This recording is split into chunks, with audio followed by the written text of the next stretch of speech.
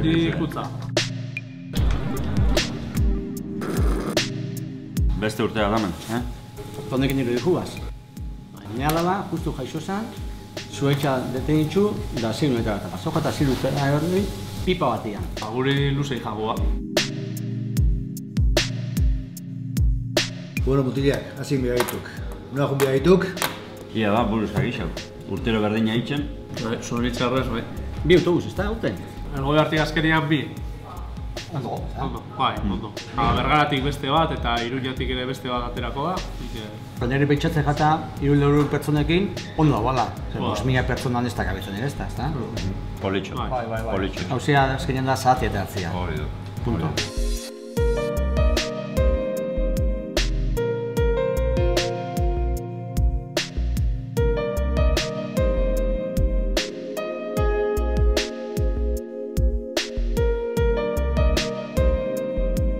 Listo, voy a sacar.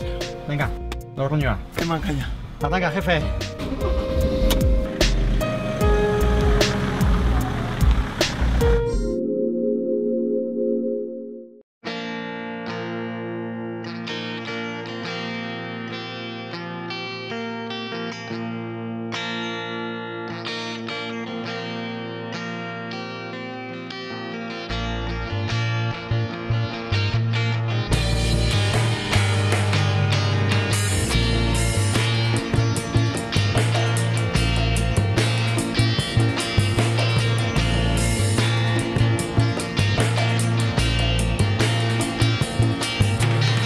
Un hombre que es fácil y se lleva fácil, la trae como una ventosa, es como una ventosa que, ¿sabes? Como la ventosa te lleva.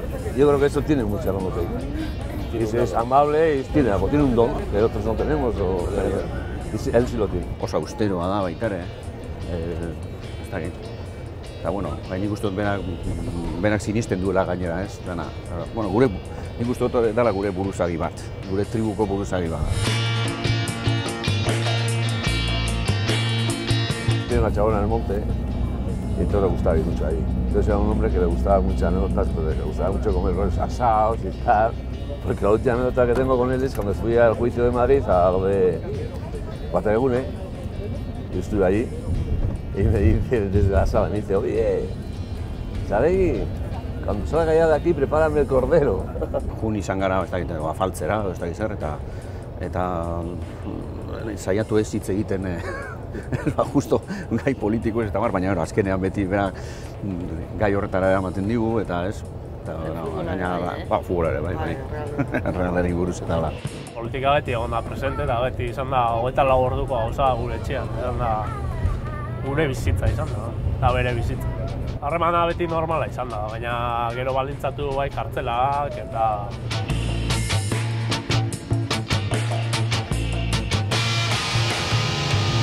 Arnaldokin, ez da politikokin, ni beste erabaten jokatu izan dut beti, bere garaian izatezana espainolista nintzen, eta bueno, beti harreman oso nahi dut Arnaldokin. Gure diskusio politikoak okiditzen, emaz burruka armatuen buruz, baina gero errespeto baten barruan beti okidot Arnaldo, bai nik eta bai behan erire bai. Orduan, harremana manten gindugu. Gure diferentziakin, gure ikuspuntu desberdinakin, baina baita ere errespeto batekin. Y luego a mucha gente que piensa en Arnaldo que no está de acuerdo en su política, le diría que estaría con él en momentos que seguramente que muchas cosas le comprendería lo que está diciendo y que muchas cosas le daría razón. Solo por ese sentido. Que le conocería de cara a cara, sea de donde sea, políticamente donde quiera ser, que le preguntaría muchas cosas que yo creo que al final se daría cuenta de lo que es, el valor que tiene. Garbi ikusi de basarrian uri gertu da, 10 urte ongeran. 10 urte izketan, eta bakoitza bera, izan inon behinez, inongo jareok egon, o problemik egon, o ikuspuntu burrukan bat, ez da behin egon. Arnaldo da, egoera edo prozesu eta une honetan dakoagun itxaropen honen eragile handietako bat eta aldi berean ordaintzaile edo jasaile handietako bat. Bera da eskenatoki berria birekitzearen protagonistetako bat, beste askoren artean ere, hori esan behar da, hasteko berarekin batera dauden beste 4 pertsona horiena. Mendeku garbia, baina mendekua ez pertsonala, Euskal Herriaren kontrako mendekua. Hemen proiektu bat dago sakonean, Espainiak inondik ikusi nahi ez duena, Katalunia gertatzen arina, Espainiak egin horretan zuzenean elkarrizketan ez dago zereginik. Espainiako zulotik atera egin behar da. Horra elkarrizketa posiblerik ez dago. Orduan, mendekua baino gehiago da. Proiektu baten kontrako eraso bortitza imperialista. Bildurraren ondorio bat, alegia, bildur handiagoa, beraien kalkulo politikotan, argi daukate hobeto dela beraientzat une honetan Arnaldo eta besteak kartzelan egotea.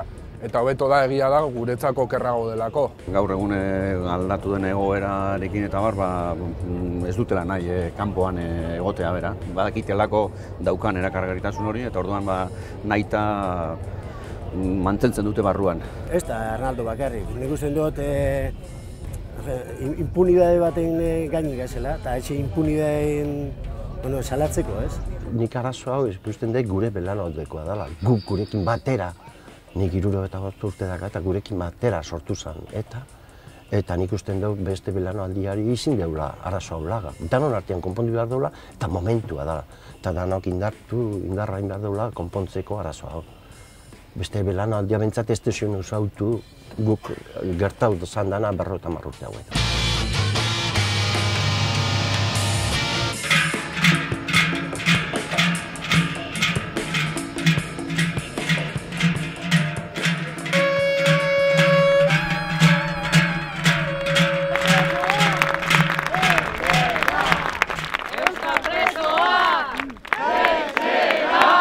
Kaixo Arnaldo, arkaizta denak, bizi altzarete oraindik, bai nunbait zuen uhin handia, sumatzen duk edonondik. Gu ere geure indarra hartzen, ari gaituk zuek handik, naiz urtean behin ona etorri, urrunera ta urrundik, gure begiak urte guztian, ez ditu joango hemendik, ez ditu joango hemendik.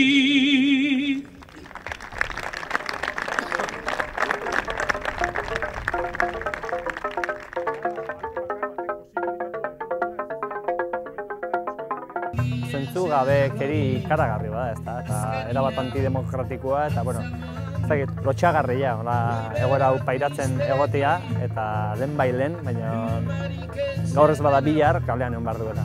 Gure tresna txalapartak berak ere beti izan du nolabaiteko funtzio sozial eta artistiko bat olako kasutan bai, reivindikazioetan bai, eta, bueno, kasu honetan gure soinua honeak hartzea ere interesantea dut zaigu. Kartzelan dago Arnaldo, dago Sonia, Rafa, Miren eta Arkaitz. Arnaldo dago barruan informe perizial batzuek esan dutelako berak egindako lana etaren zerbitzura egindako lana dela. Hori teknikoki ez daukan nondik hartu. Niko konbentzituta nago gainera T-Lau atentatu horren mendeku politikoa dela. Gaina esan da dukaur, Barkabak esan zuen kazetarien artean behin Madriden. Hau Arnaldo koordinatuko du. Hoy, aquí y ahora, denunciar el carácter antidemocrático de nuestro encarcelamiento es simplemente el eje que permite denunciar el carácter antidemocrático, antipopular de un Estado y de un sistema económico que se construye contra los intereses de la mayoría popular, tanto vasca como del resto del Estado. Por eso, reclamar nuestra libertad es reclamar la de todos y todos los presos y la de todos los pueblos del mundo. Eskerrik asko eta irabazi arte.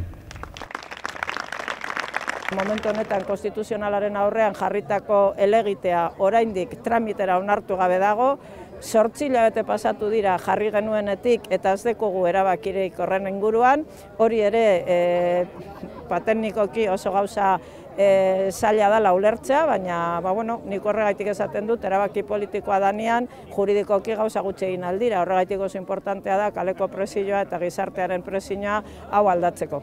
Ikusita egoran nola dagoen, berriro aktibatu behar dela sektore asko orain aktibatuta zaudenak. Bakarrik 17-18ko git hortara itzulita lortuko dugu, nahiko indar muitu nahi ez duen elefante hori muitzeko.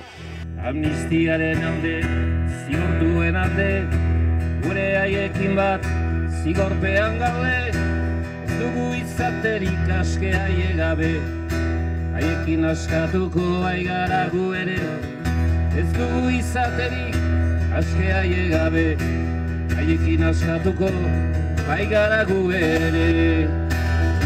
Amnistiaren dema, garaipen eguna,